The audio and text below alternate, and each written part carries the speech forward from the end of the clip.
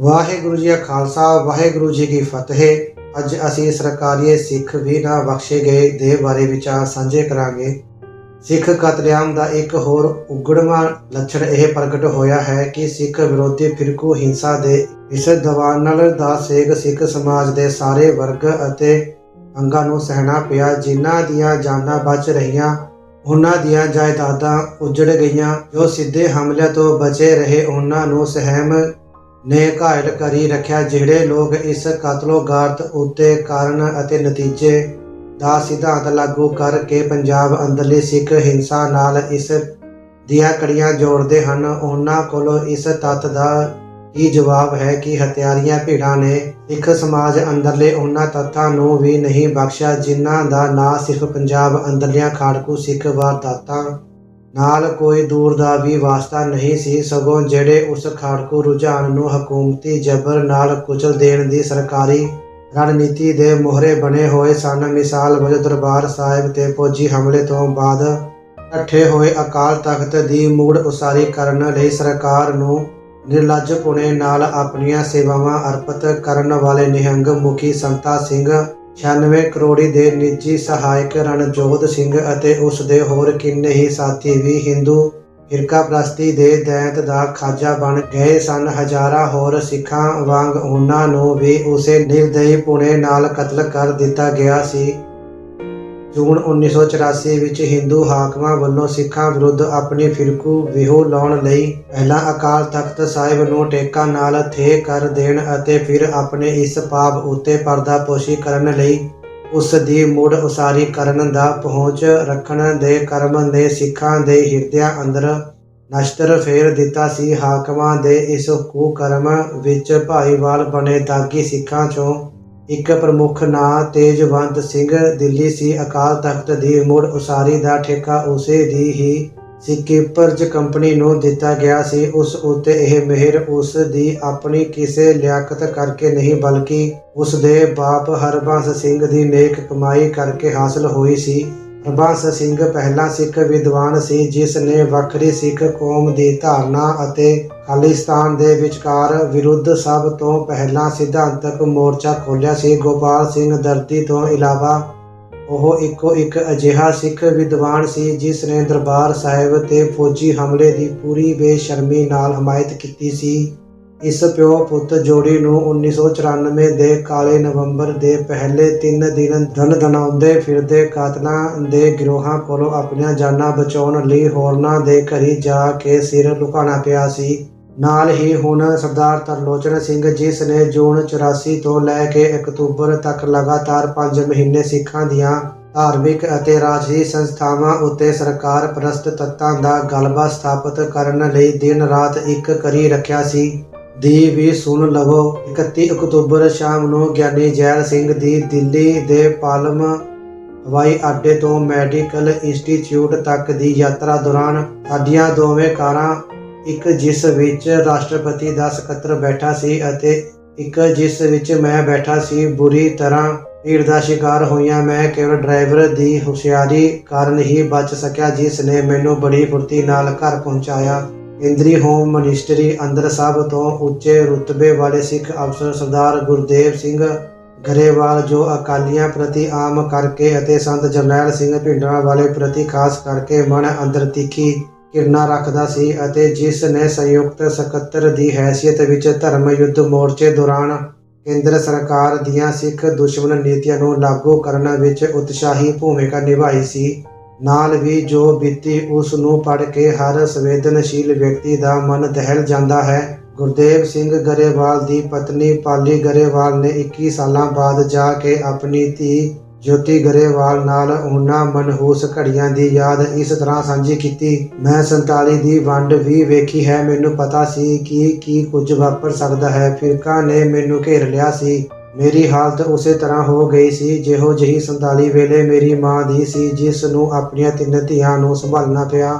ਅੱਜ 1984 ਵਿੱਚ ਆਪਣੀਆਂ 2 ਧੀਆਂ ਦੀ ਜ਼ਿੰਮੇਵਾਰੀ ਮੇਰੇ ਆਪਣੇ ਹੀ ਸਿਰ ਤੇ ਸੀ। ਮੈਂ ਬਹੁਤ ਸੋਚਿਆ ਕੀ ਕੀਤਾ ਜਾਵੇ। ਮੇਰੇ ਪਤੀ ਗੁਰਦੇਵ ਨੂੰ ਪ੍ਰਸ਼ਾਸਨ ਤੇ ਜ਼ਿਆਦਾ ਹੀ ਵਿਸ਼ਵਾਸ ਸੀ ਪਰ ਜਦ ਉਸ ਨੂੰ ਟੈਲੀਫੋਨ ਤੇ ਪਤਾ ਲੱਗਿਆ ਕਿ ਸਾਡੇ ਨੇੜੇ ਹੀ ਜਸਟਿਸ ਚੱਡਾ ਦੇ ਘਰ ਤੇ ਹਮਲਾ ਹੋ ਗਿਆ ਹੈ ਤਾਂ ਉਹ ਵੀ ਫਿਕਰਮੰਦ ਹੋ ਗਿਆ। ਪੁਲਿਸ ਦੀ ਸਹਾਇਤਾ ਲੈਣ ਲਈ ਉਸ ਨੇ DIG ਰਜਿੰਦਰ ਸਹਾਏ ਨੂੰ ਫੋਨ ਕੀਤਾ। ਅੱਗੋਂ ਜਵਾਬ ਮਿਲਿਆ, ਸਰ ਮੈਨੂੰ ਅਫਸੋਸ ਹੈ ਕਿ ਅਸੀਂ ਤੁਹਾਡੀ ਮਦਦ ਨਹੀਂ ਕਰ ਸਕਦੇ, ਸਾਨੂੰ ਉੱਪਰੋਂ ਹੁਕਮ ਹੈ। ਸਹਾਏ ਦੇ ਇਹ ਸ਼ਬਦ ਸੁਣ ਕੇ ਉਹ ਹਿੱਲ ਗਿਆ। ਹੁਣ ਉਸ ਨੂੰ ਪਤਾ ਲੱਗਿਆ ਕਿ ਦਿੱਲੀ ਵਿੱਚ ਕੀ ਹੋਣ ਜਾ ਰਿਹਾ ਹੈ। ਮੈਂ ਗੁਆਂਢੀਆਂ ਦੇ ਘਰ ਗਈ ਅਤੇ ਉਹਨਾਂ ਨੂੰ ਪੁੱਛਿਆ ਕਿ ਅੱਜ ਦੀ ਰਾਤ ਮੇਰੀਆਂ ਧੀਆਂ ਨੂੰ ਆਪਣੇ ਘਰ ਰੱਖ ਸਕਦੇ ਹਨ, ਪਰ ਉਹਨਾਂ ਦੇ ਜਵਾਬ ਨੇ ਮੇਰੇ ਪੈਰਾਂ ਹੇਠੋਂ ਜ਼ਮੀਨ ਕੱਢ ਦਿੱਤੀ। ਆਖਰਕਾਰ ਉਹ ਹੈ ਤਾਂ ਹਿੰਦੂ ਹੀ ਸਨ ਅਤੇ ਅਸੀਂ ਸਿੱਖ। ਉਹਨਾਂ ਸਿੱਧਾ ਜਵਾਬ ਦੇ ਦਿੱਤਾ, ਮਾਫ਼ ਕਰਨਾ, ਅਸੀਂ ਨਹੀਂ ਰੱਖ ਸਕਦੇ। ਮੈਨੂੰ ਬਹੁਤ ਗੁੱਸਾ ਆਇਆ। ਫਿਰ ਅਸੀਂ ਸਾਰੇ ਜਾਣਿਆਂ ਨੇ ਗੁਰੂ ਮਹਾਰਾਜ ਦਾ ਆਸਰਾ ਤੱਕਿਆ ਅਤੇ ਰਲ ਕੇ ਗੁਰੂ ਗ੍ਰੰਥ ਸਾਹਿਬ ਮੂਹਰੇ ਅਰਦਾਸ ਕੀਤੀ। ਉਸ ਤੋਂ ਬਾਅਦ ਮੈਂ ਖਾਣਾ ਤਿਆਰ ਕੀਤਾ ਪਰ ਕਿਸੇ ਨਾ ਖਾਧਾ।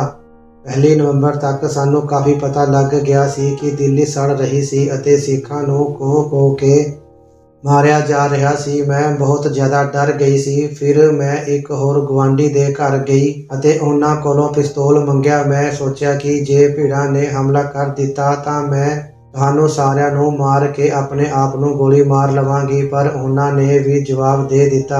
ਸਗੋਂ ਗੁਆਂਢਣ ਅੱਗੋਂ ਕਹਿਣ ਲੱਗੇ, ਤੁਹਾਨੂੰ ਪਤਾ ਹੈ ਕਿ ਸਿੱਖ ਵੱਡੀ ਪੱਧਰ ਤੇ ਹਿੰਦੂਆਂ ਨੂੰ ਮਾਰ ਰਹੇ ਹਨ। ਜੰਮੂ ਵੱਲੋਂ ਗੱਡੀਆਂ ਲਾਸ਼ਾਂ ਨਾਲ ਭਰੀਆਂ ਆ ਰਹੀਆਂ ਹਨ। ਮੈਂ 19 ਪੈਰੀ ਵਾਪਸ ਆ ਗਈ। ਸਾਡੇ ਘਰ 2 ਕਿਰਪਾਨਾਂ ਸਨ। ਮੈਂ ਸੋਚਿਆ ਕਿ ਜੇ ਲੋੜ ਪਈ ਤਾਂ ਇਹਨਾਂ ਨਾਲ ਹੀ ਆਪਣੇ ਆਪ ਨੂੰ ਵੱਢ ਲਵਾਂਗੇ। ਫਿਰ ਮੈਨੂੰ ਇੱਕ ਹੋਰ ਸਕੀਮ ਸੂਝੀ। ਫਿਰ ਮੈਂ ਤਿੱਲਾਂ ਵਾਲੀਆਂ ਡੱਬੀਆਂ ਲੈ ਆਈ। ਉਹਨਾਂ ਨਾਲ ਘਰ ਦੇ ਪਰਦਿਆਂ ਤੇ ਬਹੁਤ ਜਲਦੀ ਅੱਗ ਫੜ ਲੈਣੀ ਸੀ। ਸਾਡੇ ਘਰ ਵਿੱਚ ਅੱਗ ਲਾਉਣ ਵਾਸਤੇ ਹੋਰ ਕੁਝ ਵੀ ਨਹੀਂ ਸੀ। ਮੈਂ ਤੈਨੂੰ ਸਮਝਾਇਆ ਕਿ ਜਦੋਂ ਭੀੜ ਆਉਂਦੀ ਦਿਖੇ ਤਾਂ ਦਬਾ ਦਬ ਤਿਲ ਬਾਲ ਕੇ ਪਰਦਿਆਂ ਤੇ ਸੁੱਟ ਦੇਵੀਂ। ਗੁਰਦੇਵ ਤੁਹਾਨੂੰ ਦੋਹਾਂ ਨੂੰ ਆਪਣੇ ਦੋਹੀਂ ਪਾਸੇ ਬਿਠਾ ਕੇ ਬਾਹਾਂ ਵਿੱਚ ਲੈ ਕੇ ਸਾਰੀ ਰਾਤ ਜਾਗਦਾ ਰਿਹਾ। ਮੈਨੂੰ ਨਹੀਂ ਯਾਦ ਕਿ ਤੁਸੀਂ ਆਪਸ ਵਿੱਚ ਕੋਈ ਗੱਲ ਕੀਤੀ ਸੀ ਜਾਂ ਨਹੀਂ। ਅਗਲੀ ਸਵੇਰ ਸਾਨੂੰ ਮਿਸਟਰ ਐਕਸਨ ਦਾ ਫੋਨ ਆ ਗਿਆ ਕਿ ਹੁਣ ਤੁਹਾਨੂੰ ਡਰਨਾ ਨਹੀਂ ਚਾਹੀਦਾ, ਕਿਉਂਕਿ ਭੀੜ ਦੇ ਆਗੂਆਂ ਨੂੰ ਕਹਿ ਦਿੱਤਾ ਗਿਆ ਹੈ ਕਿ ਸਰਕਾਰੀ ਬੰਗਲਿਆਂ ਤੇ ਹਮਲਾ ਨਹੀਂ ਕਰਨਾ। ਜਦੋਂ ਸਾਡੀ ਵੱਡੀ ਨੌਕਰਾਣੀ ਕੰਮ ਕਰਨ ਆਈ ਤਾਂ ਕਹਿਣ ਲੱਗੀ, ਬੜਾ ਮਜ਼ਾ ਆ ਰਿਹਾ ਹੈ। ਅੱਜ ਜਮਨਾ ਪਾਰੋਂ ਕੱਪੜੇ ਆ ਰਹੇ ਹਨ ਜੋ ਬਹੁਤ ਸਸਤੇ ਮਿਲਣਗੇ। ਮੈਨੂੰ ਇਹ ਵੀ ਪਤਾ ਲੱਗਾ ਕਿ ਸਾਡੀ ਛੋਟੀ ਨੌਕਰਾਣੀ ਮੁਹੱਲੇ ਵਿੱਚ ਕਹਿ ਰਹੀ ਹੈ ਕਿ ਗਰੇਵਾਲਾਂ ਨੇ ਇੰਦਰਾ ਗਾਂਧੀ ਦੀ ਮੌਤ ਤੇ ਖੁਸ਼ੀ ਮਨਾਈ ਸੀ। ਕਿੰਨੀ ਮੂਰਖ ਸੀ ਉਹ ਔਰਤ। ਗੁਰੂਦੇਵ ਨਾਲ ਕੰਮ ਕਰ ਰਹੇ ਜਾਂ ਕਰਦੇ ਰਹੇ ਕਿਸੇ ਵੀ ਵਿਅਕਤੀ ਨੇ ਸਾਡਾ ਹਾਲ ਚਾਲ ਨਾ ਪੁੱਛਿਆ। ਰਾਤੋਂ ਰਾਤ ਉਹ ਹਿੰਦੂ ਬਣ ਗਏ ਸਨ ਅਤੇ ਅਸੀਂ ਸਿੱਖ। ਕਈ ਮਹੀਨਿਆਂ ਤੱਕ ਲੋਕਾਂ ਦਾ ਸਾਡੇ ਨਾਲ ਵਿਹਾਰ ਚੰਗਾ ਨਾ ਰਿਹਾ। ਇੱਕ ਦਿਨ ਤੇਰੀ ਭੈਣ ਪ੍ਰੀਤੀ ਕਾਲਜ ਤੋਂ ਵਾਪਸ ਆਈ ਤਾਂ ਉਹ ਬਹੁਤ ਹੀ ਭਖੀ ਹੋਈ ਸੀ। ਕਹਿਣ ਲੱਗੀ, ਰੱਬ ਕਰੇ ਮੈਨੂੰ ਕਿਤਿਓਂ ਬਾਰੂਦ ਮਿਲ ਜਾਵੇ। ਮੈਂ ਕਿਹਾ ਕਿ ਗੱਲ ਹੋਈ ਇਸ ਤਰ੍ਹਾਂ ਦੀਆਂ ਗੱਲਾਂ ਕਿਉਂ ਕਰਨ ਲੱਗ ਪਈ ਏ। ਉਸਦਾ ਜਵਾਬ ਸੀ, ਮੈਂ ਆਪਣੇ ਕਾਲਜ ਦੇ ਦਫ਼ਤਰ ਨੂੰ ਉਡਾ ਦੇਣਾ ਚਾਹੁੰਦੀ ਹਾਂ। ਉੱਥੇ ਲੋਕ ਮੇਰੇ ਨਾਲ ਲੱਗੇ ਖੋਰ ਸ਼ਬਦ ਤੇ ਜ਼ੋਰ ਦੇ ਕੇ ਹੱਸਦੇ ਹਨ। ਗੁਰਦੇਵ ਨੂੰ ਵੀ ਆਪਣੇ ਦਫ਼ਤਰ ਵਿੱਚ ਹਰ ਤਰ੍ਹਾਂ ਦੇ ਅਪਮਾਨ ਦਾ ਸਾਹਮਣਾ ਕਰਨਾ ਪਿਆ। ਹਰ ਕੋਈ ਉਸ ਨੂੰ ਇੱਕ ਮਾਮੂਲੀ ਜਿਹਾ ਬੰਦਾ ਸਮਝਣ ਲੱਗ ਪਿਆ ਸੀ। ਬਹੁਤ ਡਰਾਉਣੇ ਦਿਨ ਸਨ। ਤੁਸੀਂ ਆਪਣਾ ਸਮਾਂ ਗੁਰਦੁਆਰੇ ਬਿਤਾਉਣ ਲੱਗੀਆਂ। ਫਿਰ ਤੁਸੀਂ ਰਿਫਿਊਜੀ ਕੈਂਪ ਵਿੱਚ ਜਾਣਾ ਸ਼ੁਰੂ ਕਰ ਦਿੱਤਾ। ਮੈਨੂੰ ਕੁਝ ਵੀ ਨਹੀਂ ਸੀ ਪਤਾ ਕਿ ਤੁਸੀਂ ਕੀ ਕਰ ਰਹੀਆਂ ਹੋ। ਨਾ ਹੀ ਮੈਂ ਤੁਹਾਨੂੰ ਪੁੱਛ ਹੀ ਸਕਦੀ ਸੀ, ਕਿਉਂਕਿ ਅੱਗੋਂ ਤੁਸੀਂ ਮੈਨੂੰ ਟੁੱਟ ਕੇ ਪੈ ਜਾਂਦੀਆਂ ਸੀ ਅਤੇ ਚੁੱਪ ਰਹਿਣ ਲਈ ਕਹਿਣ ਲੱਗ ਪੈਂਦੀਆਂ ਸਨ। ਇੱਕ ਦਿਨ ਤੁਸੀਂ ਬਹੁਤ ਹੀ ਉਖੜੀ ਹੋਈ ਹਾਲਤ ਵਿੱਚ ਘਰ ਆਈਆਂ ਅਤੇ ਉੱਚੀ ਉੱਚੀ ਰੋਣਾ ਸ਼ੁਰੂ ਕਰ ਦਿੱਤਾ। ਤੁਸੀਂ ਕੁਝ ਵੀ ਨਹੀਂ ਸੀ ਦੱਸ ਰਹੀਆਂ ਕਿ ਕੀ ਹੋਇਆ, ਬਸ ਰੋਈ ਹੀ ਜਾ ਰਹੀਆਂ ਸੀ। ਮੈਨੂੰ ਉਹ ਦਿਨ ਚੰਗੀ ਤਰ੍ਹਾਂ ਯਾਦ ਹੈ। ਬਹੁਤ ਹੀ ਭਿਆਨਕ ਦਿਨ ਸੀ। ਉਹ ਪ੍ਰੀਤੀ ਦੇ ਇੱਕ ਦੋਸਤ ਨੇ ਸਾਡੀ ਮਦਦ ਕਰਨ ਦੀ ਪੇਸ਼ਕਸ਼ ਕੀਤੀ। ਉਹ ਇੱਕ ਅਮਰੀਕਨ ਲੜਕਾ ਸੀ। ਉਹ ਸਾਡੇ ਦੁੱਖ ਨੂੰ ਸਮਝ ਸਕਦਾ ਸੀ, ਸ਼ਾਇਦ ਇਸ ਕਰਕੇ ਕਿ ਉਹ ਇੱਕ ਯਹੂਦੀ ਸੀ। ਸਿੱਖ ਰਾਜਨੀਤੀ ਅੰਦਰ ਸੱਚੀ ਤੇ ਸੁੱਚੀ ਪੰਥ ਪ੍ਰਸਤੀ ਨੂੰ ਰੂਪਮਾਨ ਕਰਦੀ, ਜਿਸ ਪੰਥਕ ਧਾਰਾ ਨੂੰ ਫਿਰਕੂ ਰੁਝਾਨ ਕਹਿ ਕੇ ਭੰਡਿਆ ਜਾਂਦਾ ਹੈ। ਹਰਕਿਸ਼ਨ ਸਿੰਘ ਸੁਰਜੀਤ ਨਾਲੋਂ ਵੱਧ ਉਸ ਦਾ ਕੱਟੜ ਵਿਰੋਧੀ ਤੇ ਦੋਖੀ ਹੋਰ ਕੌਣ ਹੋ ਸਕਦਾ ਹੈ, ਜਿਸ ਨੇ ਆਪਣੇ ਰਾਜਸੀ ਜੀਵਨ ਦੀ ਅੱਧੀ ਸਦੀ ਪੰਥ ਪ੍ਰਸਤੀ ਦੇ ਸੁੱਚੇ ਜਜ਼ਬੇ ਨੂੰ ਭੰਡਣ, ਨਿਖੇੜਨ ਤੇ ਖਦੇੜਨ ਦੇ ਅਪਵਿੱਤਰ ਕਾਰਜ ਦੇ ਲੇਖੇ ਲਾ ਦਿੱਤੀ ਸੀ। 1 ਨਵੰਬਰ ਨੂੰ 3 ਮੂਰਤੀ ਹਾਊਸ ਵਿਖੇ ਇੰਦਰਾ ਗਾਂਧੀ ਨੂੰ ਆਪਣੀ ਸ਼ਰਧਾਂਜਲੀ ਅਰਪਣ ਕਰਨ ਪਹੁੰਚੇ ਉਸ ਸੁਰਜੀਤ ਨੂੰ ਹਿੰਸਕ ਹਿੰਦੂ ਭੀੜ ਕੋਲੋਂ ਆਪਣੀ ਜਾਨ ਬਚਾਉਣ ਲਈ ਭੱਜਣਾ ਪੈ ਗਿਆ ਸੀ। ਉਸ ਦੀ ਆਪਣੀ ਜ਼ੁਬਾਨੀ ਸੁਣੋ, ਅਨੇਕਾਂ ਲਾਸ਼ਾਂ ਵਿੱਚੋਂ ਇੱਕ ਲਾਸ਼ ਬਣ ਸਕਦਾ ਸੀ। ਅਸੀਂ ਤਿੰਨ ਮੂਰਤੀ ਭਵਨ ਦੇ ਵਿਹੜੇ ਵਿੱਚ ਹੀ ਸਾਂ ਕਿ ਭੀੜ ਵਿੱਚੋਂ ਕੁਝ ਵਿਅਕਤੀਆਂ ਨੇ ਮੈਨੂੰ ਵੇਖ ਲਿਆ। ਉਹ ਮੇਰੇ ਵੱਲ ਦੌੜੇ। 5000 ਵਿਅਕਤੀਆਂ ਤੋਂ ਵੱਧ ਦੀ ਇਹ ਭੀੜ ਸੰਘ ਪਾੜਵੇਂ ਸਿੱਖ ਵਿਰੋਧੀ ਨਾਅਰੇ ਲਗਾ ਰਹੀ ਸੀ। ਭੀੜ ਦਾ ਇਹ ਦ੍ਰਿਸ਼ ਹੀ ਬੰਦੇ ਦੀ ਡਰ ਨਾਲ ਜਾਨ ਕੱਢ ਲੈਣ ਲਈ ਕਾਫੀ ਸੀ। ਮੈਨੂੰ ਲੱਗਿਆ ਕਿ ਹੁਣ ਬਚ ਨਿਕਲਣ ਦਾ ਕੋਈ ਰਾਹ ਨਹੀਂ ਰਿਹਾ। ਕਾਮਰੇਡ ਨੰਬੂਦਰੀ ਪਦ ਅਤੇ ਦੂਸਰੇ ਸਾਥੀਆਂ ਨੂੰ ਕਿਹਾ ਕਿ ਮੈਨੂੰ ਇਕੱਲੇ ਨੂੰ ਛੱਡ ਦਿਓ, ਕਿਉਂਕਿ ਇਹ ਬਿਲਕੁਲ ਸਪਸ਼ਟ ਹੋ ਚੁੱਕਾ ਸੀ ਕਿ ਜੇ ਉਹਨਾਂ ਨੇ ਮੇਰੀ ਕੋਈ ਮਦਦ ਕਰਨ ਦੀ ਕੋਸ਼ਿਸ਼ ਕੀਤੀ ਤਾਂ ਉਹ ਵੀ ਹਮਲੇ ਦਾ ਸ਼ਿਕਾਰ ਹੋ ਸਕਦੇ ਹਨ।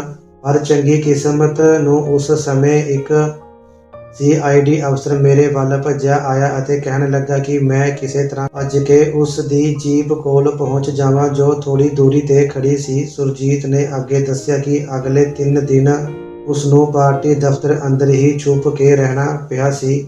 ਸਿੱਖ ਸਮਾਜ ਅੰਦਰਲੇ ਨਾਮਧਾਰੀ ਵਰਗ ਨੇ 1947 ਤੋਂ ਬਾਅਦ ਰਾਜਸੀ ਖੇਤਰ ਵਿੱਚ ਕਾਂਗਰਸ ਪਾਰਟੀ ਦਾ ਲਗਾਤਾਰ ਪੱਖ ਪੂਰਿਆ।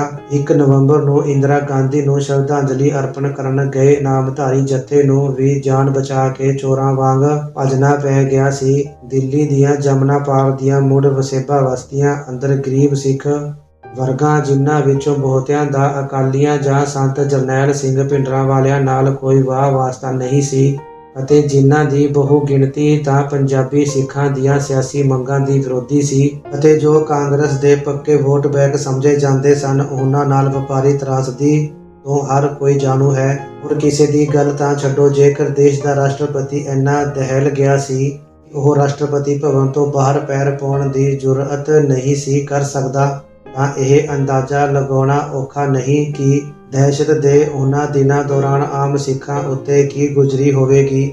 ਗਿਆਨੀ ਜੈਲ ਸਿੰਘ ਦੀ ਲਾਚਾਰੀ ਦਾ ਤੇ ਨਾਲ ਹੀ ਨਿਪੁੰਸਕਤਾ ਦਾ ਵੀ ਅੰਦਾਜ਼ਾ ਇਸ ਗੱਲ ਤੋਂ ਲਾਇਆ ਜਾ ਸਕਦਾ ਹੈ ਕਿ ਉਹ ਆਪਣੇ ਇੱਕ ਨਜ਼ਦੀਕੀ ਰਿਸ਼ਤੇਦਾਰ, ਜੋ ਖੁਦ ਇੱਕ ਅਹਿਮ ਵਿਅਕਤੀ ਦਾ ਜਵਾਈ ਸੀ, ਦੀ ਨਾ ਸਿਰਫ ਜਾਨ ਦੀ ਰੱਖਿਆ ਹੀ ਨਾ ਕਰ ਸਕਿਆ, ਸਗੋਂ ਉਸ ਦੀ ਲਾਸ਼ ਲੈਣ ਲਈ ਵੀ ਉਸ ਨੂੰ ਮਦਨ ਲਾਲ ਖੁਰਾਨਾ ਦੇ ਹਾੜੇ ਕੱਢਣੇ ਪਏ ਸਨ। ਨਾਨਾਵਤੀ ਕਮਿਸ਼ਨ ਅੱਗੇ ਦਿੱਤੇ ਹਲਫੀਆ ਬਿਆਨ ਵਿੱਚ ਮਦਨ ਲਾਲ ਨੇ ਇਹ ਹੈਰਾਨੀਜਨਕ ਖੁਲਾਸਾ ਕੀਤਾ ਹੈ ਕਿ 3 ਨਵੰਬਰ ਨੂੰ ਮੈਨੂੰ ਪੰਜਾਬ ਰਾਜ ਬਿਜਲੀ ਬੋਰਡ ਦੇ ਚੇਅਰਮੈਨ CNS ਵਸੰਤ ਦੀ ਪਤਨੀ ਦਾ ਫੋਨ ਆਇਆ ਕਿ ਪਟੇਲ ਨਗਰ ਵਿੱਚ ਉਸ ਦੇ ਜਵਾਈ ਸ਼੍ਰੀ ਵਿਰਦੀ ਨੂੰ ਇੱਕ ਭੀੜ ਨੇ ਕਤਲ ਕਰ ਦਿੱਤਾ ਹੈ ਅਤੇ ਉਸ ਦੀ ਲਾਸ਼ ਨੂੰ ਪੁਲਿਸ ਕੋਲੋਂ ਲੈਣ ਲਈ ਬੇਨਤੀ ਕੀਤੀ। ਸ਼੍ਰੀਮਤੀ ਬਸੰਤ ਦੇ ਫੋਨ ਤੋਂ ਝੱਟ ਬਾਅਦ ਹੀ ਭਾਰਤ ਦੇ ਰਾਸ਼ਟਰਪਤੀ ਗਿਆਨੀ ਜੈਲ ਸਿੰਘ ਦਾ ਫੋਨ ਆ ਗਿਆ। ਗਿਆਨੀ ਜੀ ਕਹਿਣ ਲੱਗੇ ਕਿ ਇਹ ਨਾ ਸਮਝੀ ਕਿ ਭਾਰਤ ਦਾ ਰਾਸ਼ਟਰਪਤੀ ਤੇਰੇ ਨਾਲ ਗੱਲ ਕਰ ਰਿਹਾ ਹੈ, ਇਹ ਤੇਰਾ ਦੋਸਤ ਜੈਲ ਸਿੰਘ ਹੈ ਜੋ ਤੇਰੇ ਨਾਲ ਗੱਲ ਕਰ ਰਿਹਾ ਹੈ। ਮੇਰੇ ਇੱਕ ਰਿਸ਼ਤੇਦਾਰ ਸ਼੍ਰੀ ਵਿਰਦੀ ਨੂੰ ਪਟੇਲ ਨਗਰ ਵਿੱਚ ਕਤਲ ਕਰ ਦਿੱਤਾ ਗਿਆ ਹੈ। ਉਸ ਦੀ ਲਾਸ਼ ਨੂੰ ਪੁਲਿਸ ਤੋਂ ਲੈਣ ਲਈ ਉਸ ਦੇ ਪਰਿਵਾਰ ਦੀ ਮਦਦ ਕਰਨ ਦੀ ਮਿਹਰਬਾਨੀ ਕਰਨੀ ਤਾਂ ਜੋ ਉਸ ਦੀਆਂ ਅੰਤਿਮ ਰਸਮਾਂ ਕੀਤੀਆਂ ਜਾ ਸਕਣ। ਮੈਂ ਪਟੇਲ ਨਗਰ ਦੇ ਥਾਣੇ ਗਿਆ ਅਤੇ ਅਸਿਸਟੈਂਟ ਪੁਲਿਸ ਕਮਿਸ਼ਨਰ ਰਾਮ ਮੂਰਤੀ ਨੂੰ ਮਿਲਿਆ। ਮੈਂ ਰਾਮ ਮੂਰਤੀ ਨੂੰ ਬੇਨਤੀ ਕੀਤੀ ਕਿ ਸ਼੍ਰੀ ਵਿਰਦੀ ਦੀ ਲਾਸ਼ ਉਸ ਦੇ ਰਿਸ਼ਤੇਦਾਰਾਂ ਨੂੰ ਦੇ ਦਿੱਤੀ ਜਾਵੇ। ਸ਼੍ਰੀ ਮੂਰਤੀ ਨੇ ਕਿਹਾ ਕਿ ਸ਼੍ਰੀ ਵਿਰਦੀ ਦੀ ਲਾਸ਼ ਉਸ ਦੇ ਰਿਸ਼ਤੇਦਾਰਾਂ ਨੂੰ ਨਹੀਂ ਦਿੱਤੀ ਜਾ ਸਕਦੀ ਕਿਉਂਕਿ ਉਸ ਨੂੰ ਉਪਰਮ ਹੈ ਕਿ ਕਿਸੇ ਦੀ ਵੀ ਲਾਸ਼ ਉਸ ਦੇ ਰਿਸ਼ਤੇਦਾਰਾਂ ਨੂੰ ਨਾ ਦਿੱਤੀ ਜਾਵੇ। ਬਾਕੀ ਰਹਿੰਦੇ ਵਿਚਾਰ ਸੰਗਤ ਦੇ ਨਾਲ ਫਿਰ ਸਾਂਝੇ ਕਰਾਂਗੇ। ਭੁੱਲ ਚੁੱਕ ਮਾਫ ਕਰਨੀ ਅਤੇ ਪ੍ਰਵਾਨ ਕਰਨੀ। ਵਾਹਿਗੁਰੂ ਜੀ ਕਾ ਖਾਲਸਾ, ਵਾਹਿਗੁਰੂ ਜੀ ਕੀ ਫਤਿਹ।